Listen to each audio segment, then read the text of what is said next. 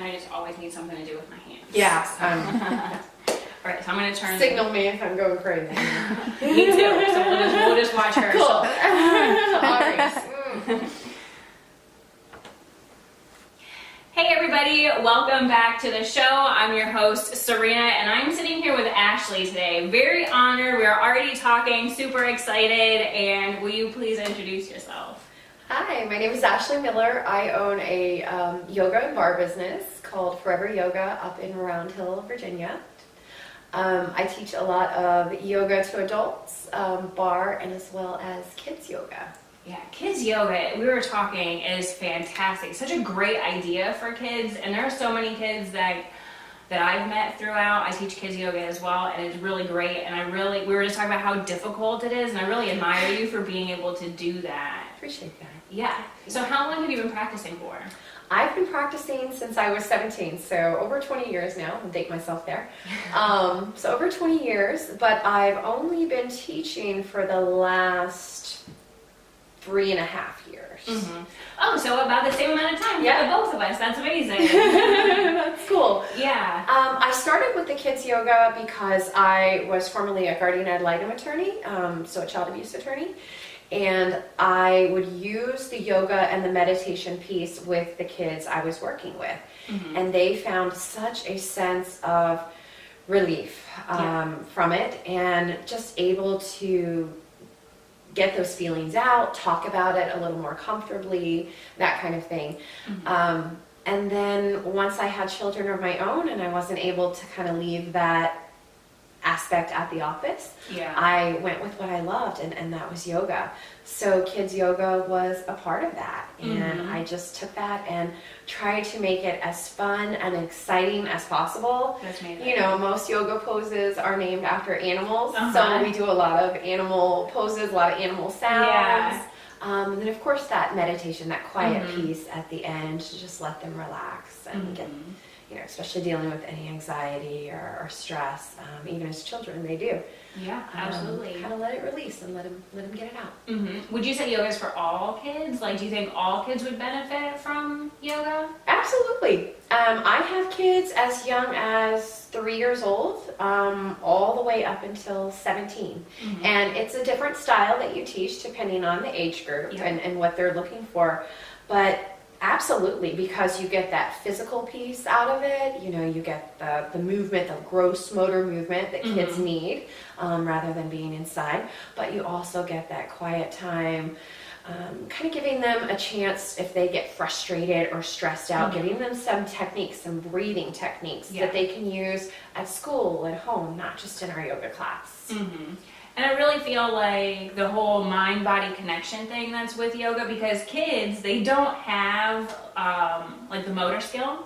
So I feel like doing the yoga, being able to listen and then do is very important, and can teach, like, because I've seen, like you said, the 3 and the 4-year-olds doing it who have a harder time doing some things, but then they get on that yoga mat. Yeah. And they can do so much. So really, it can do things we can't do. Yeah, and it forges that mind-body connection at such a young age. Right. And that's very important. I mean, I am 33, and there's a lot of times where, you know, my right hand doesn't know what my right hand doesn't know what my left hand is doing. Sure. You know? So I feel like doing that for kids is just awesome. I completely agree with you. And I agree with you about the mind and body connection.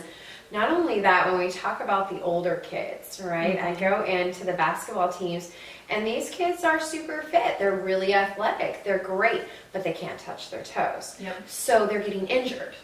So that flexibility piece too, you know, preventing and healing those injuries, yoga is huge for that. And you don't think about that for kids. Yeah. But, you know, if you injure yourself in middle school, high school, you're setting yourself up for, you know, some pain later in life. So if we can kind of prevent that injury, keep them flexible, keep them limber. Yeah, absolutely. I love it.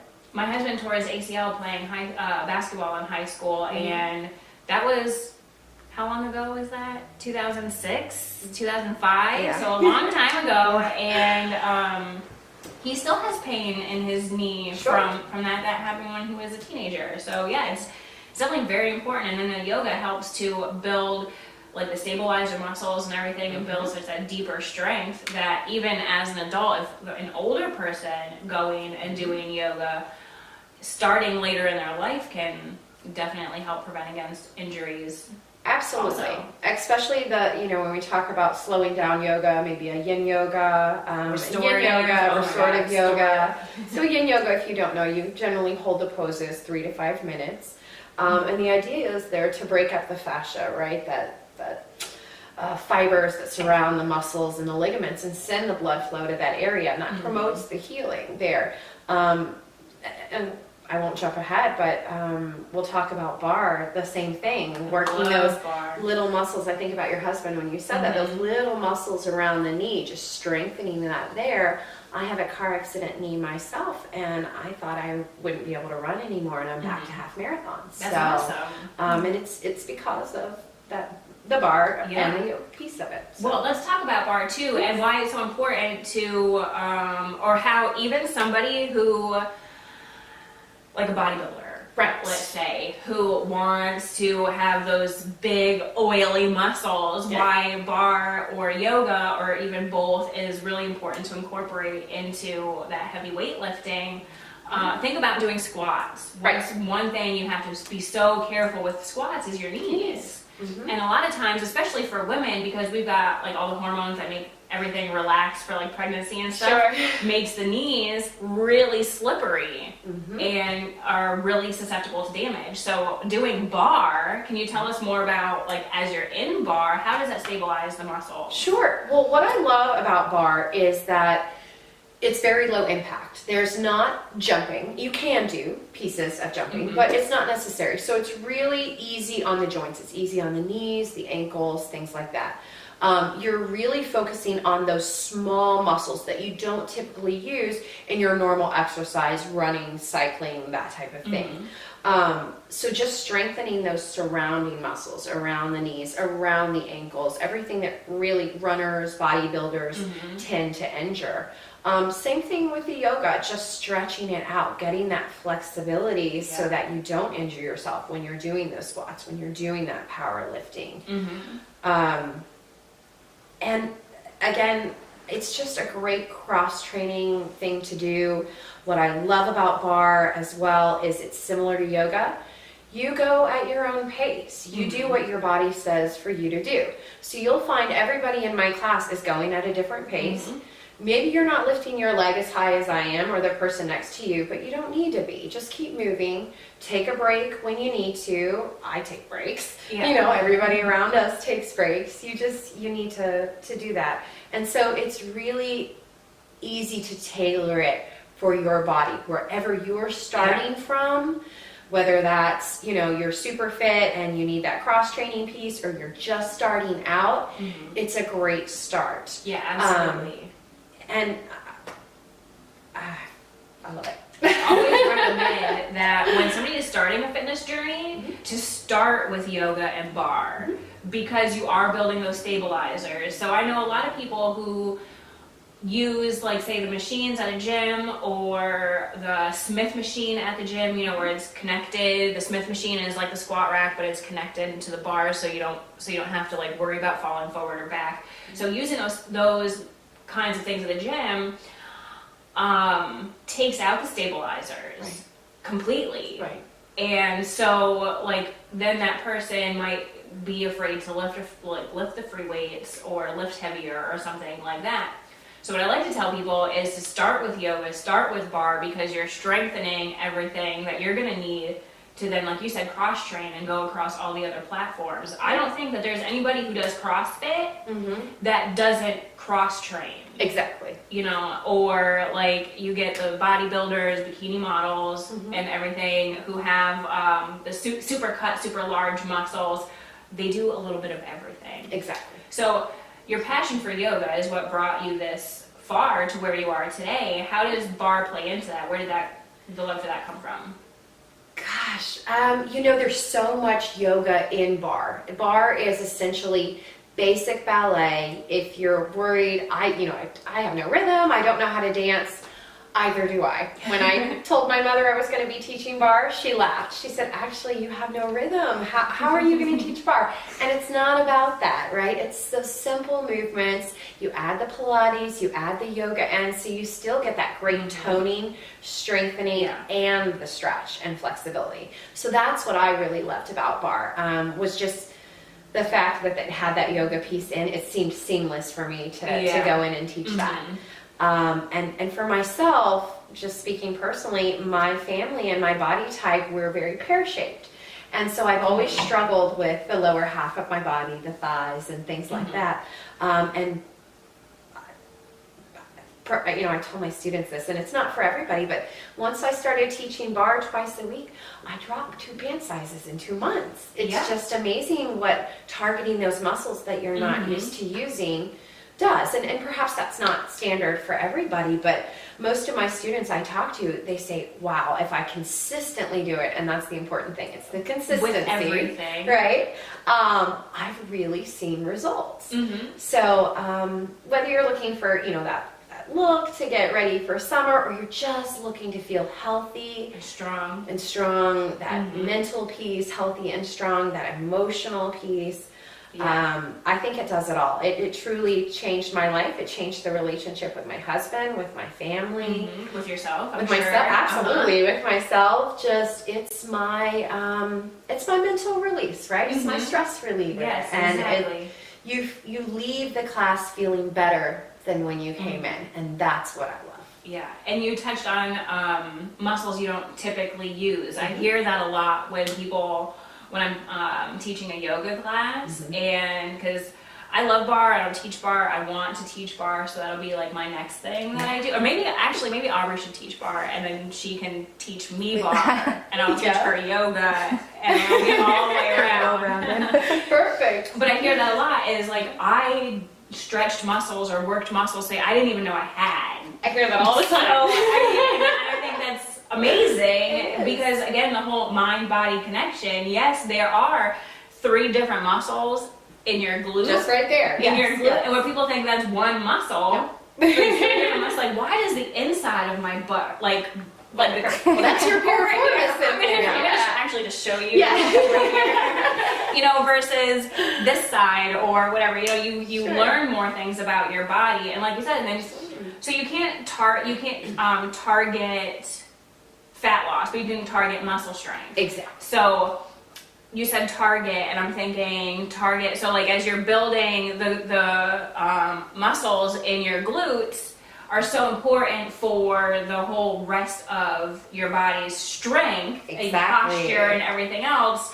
Everybody always talks about core. Very important. Absolutely. Okay, very important. The transverse abdominal is very important, but, and I'm a firm believer in this, in the butt. So the glutes hold everything together. So they're all tied together, right? All of the muscles in your glutes tie into your lower back. So if you're having lower back pain, the problem may not be in your back. And yes, we will strengthen and stretch the back, because that's an important piece, the core. That's an important piece, because of course your core is the belly and the back, right? They're combined. But the glutes, the piriformis in there, a lot of people complain about sciatic nerve pain, and sometimes it's just a weak or tight piriformis that we need to stretch out, because that's connected to your L1, L5 vertebrae. And that'll cause you that sciatic nerve pain down the leg. And so people think, oh, it's my lower back, it's my leg, I have sciatica. Maybe not, you know, maybe it's in the glutes there.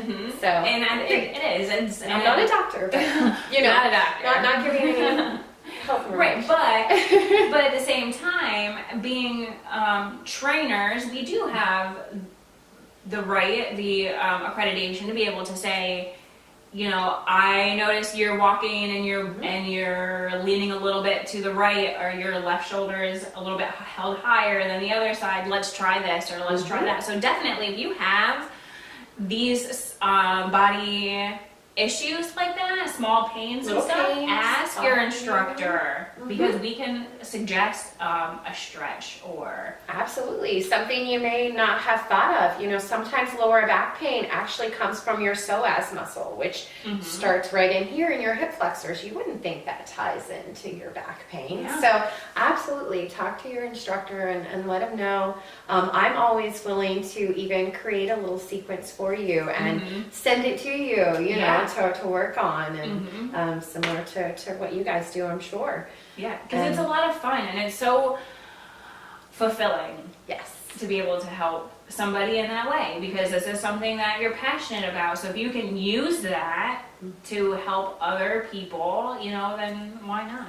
Everybody wants to have a purpose in life, right? Yeah. That's what you're living for. That's what you go for. And so I feel like we found our purpose, and so helping other people kind of find that purpose as well. Yeah. What was I just going to tell you about that?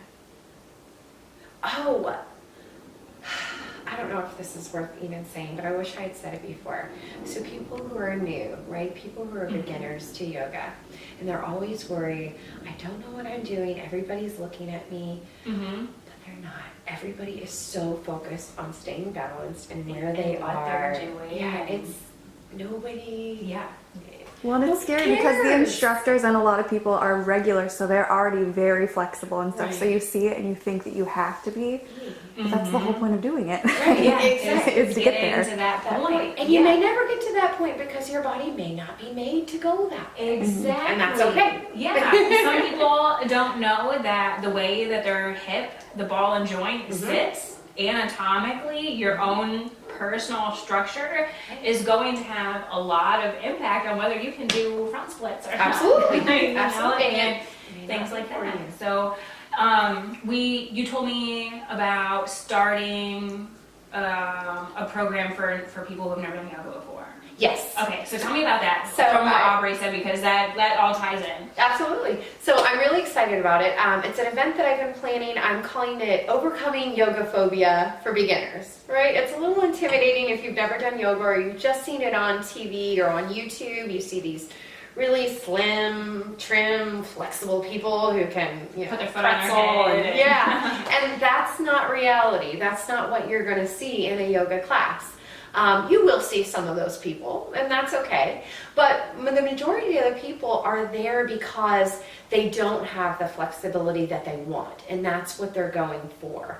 And so that's okay. That's why you're there. That's why you're there, to get that flexibility. Right. And if you are never able to touch your toes and you do yoga for years, that's okay. It may be that your body is not designed to fold forward that way and touch your toes. That's why we use props.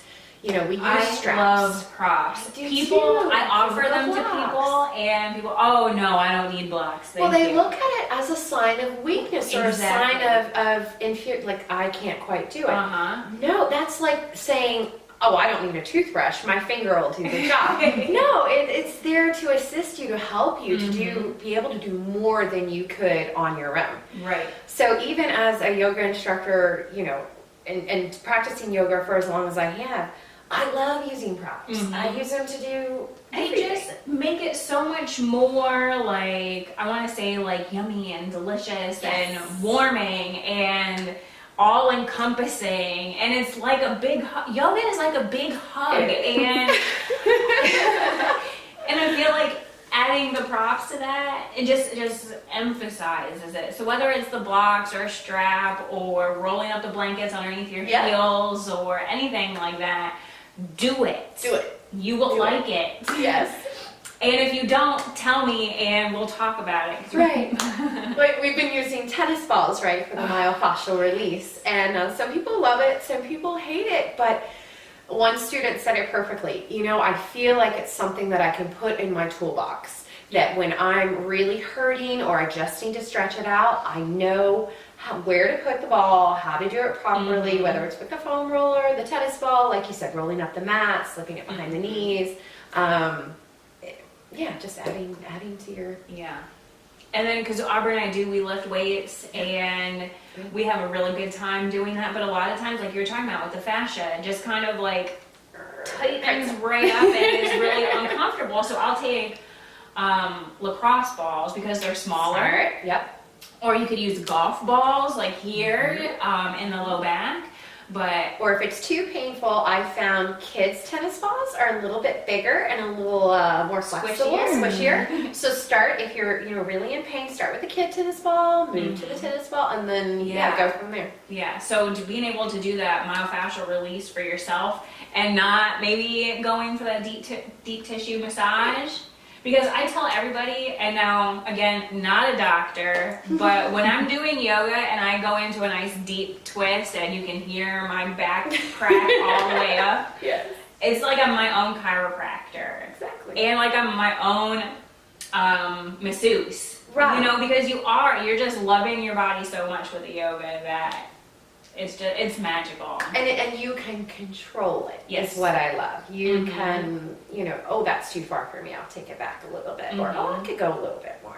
So, Yeah, it's perfect. I always say, I want you to be uncomfortable. My job is to make you uncomfortable. So get out of that comfort zone, and I want it to hurt a little. Right. No pain, no strain. But Right.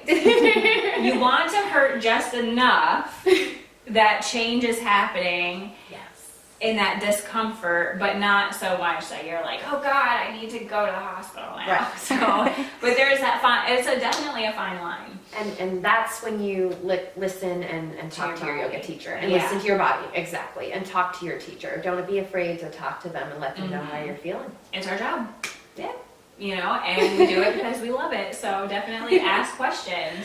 Okay, let's go back to the kids, because I think that's what was most intriguing to me about you, because we've never met before, and we found each other on Facebook, and this is what really drew me into you, besides your name. Thank you.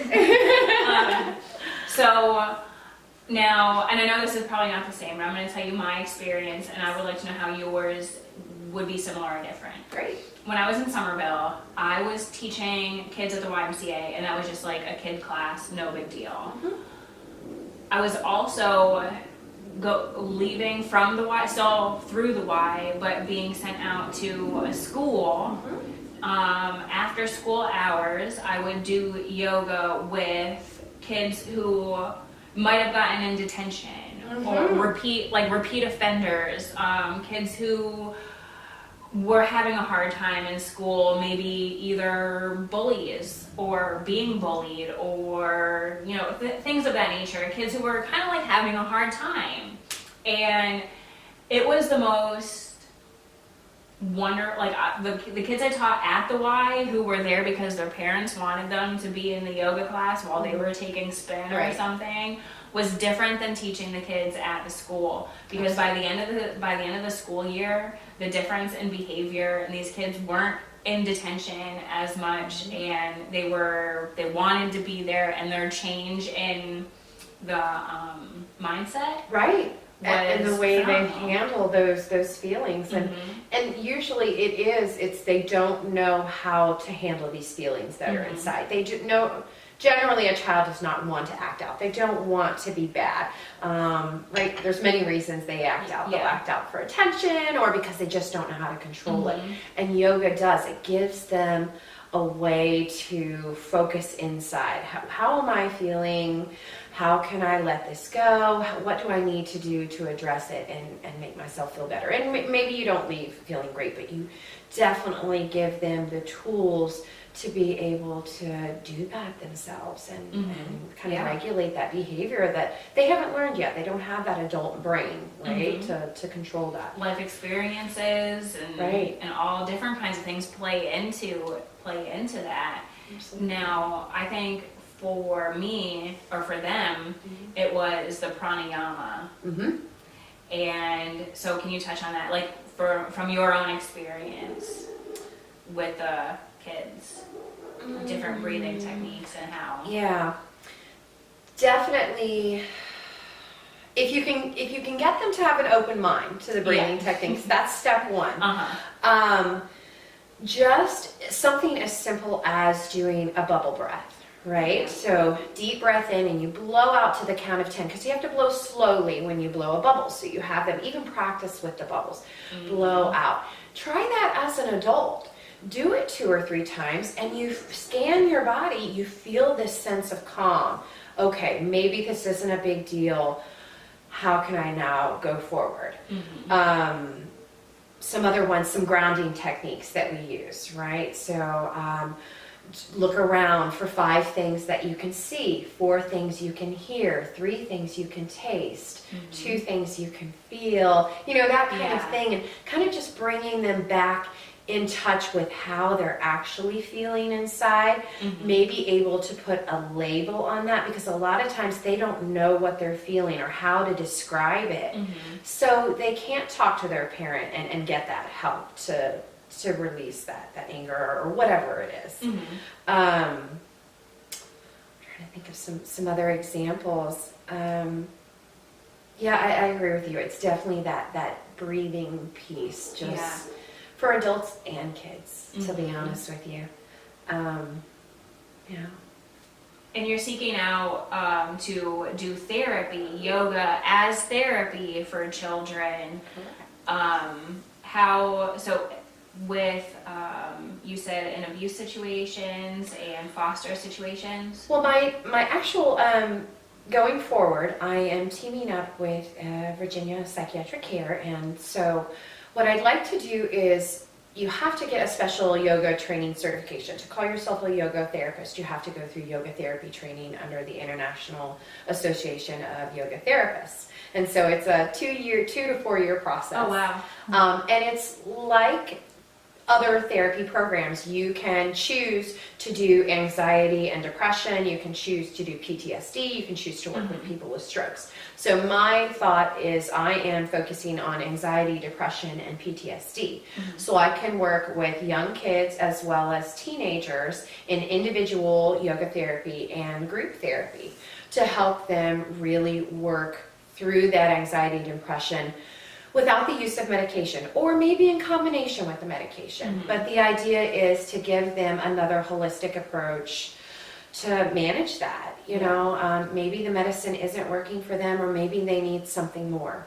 And so that's where I'm headed now into this part, and kind of when I do return to being a guardian litem and working into those child abuse situations, taking that yoga therapy with me. Yeah, and that's absolutely amazing. And I want people to be able to reach out to you, somebody who's listening or watching or reading at this point, because they might know somebody, have somebody that is in their life that needs this. Yes. And I wanted to be able to point them in your direction for that. One last thing. Yes. Because I think is very admirable that you have your own yoga business and you are looking brick and mortar, and I think that is so wonderful. I've only ever been to one standalone yoga studio that I felt the presence of why the woman who opened it up did, and I feel like I get that from you as well. And I think that it makes a very big difference when somebody decides, oh, I'm going to be a personal trainer, so now the next step is opening a gym, or I'm going to teach yoga, so now I'm going to open a yoga studio. But to have like just such a heart and passion for it makes the studio itself. I like to think that's true too, and that's what I hear from my students, and that's what keeps me going. And I tell them, that means so much to me. That means more to me than anything. When someone, I've moved, because I don't have my brick and mortar yet, I have moved locations a couple of times, but my students follow me, and that makes, it makes me feel like what I'm doing is helping people. And so, right now I am stationed at the fire station there where I teach yoga. I'm stationed at a brewery where I teach the kids yoga and the bar piece, but I would like to find my own place where I can encompass all of that.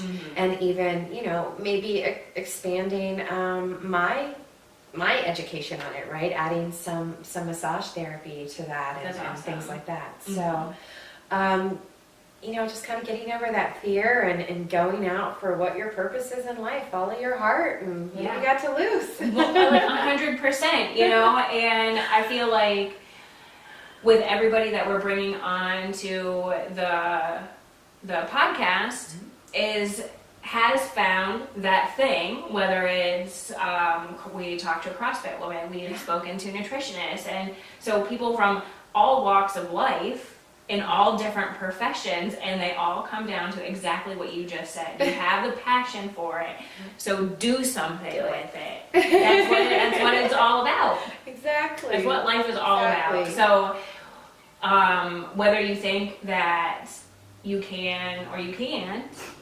that's not, I can't, I don't have time, I don't have money, I don't have this, I don't have that.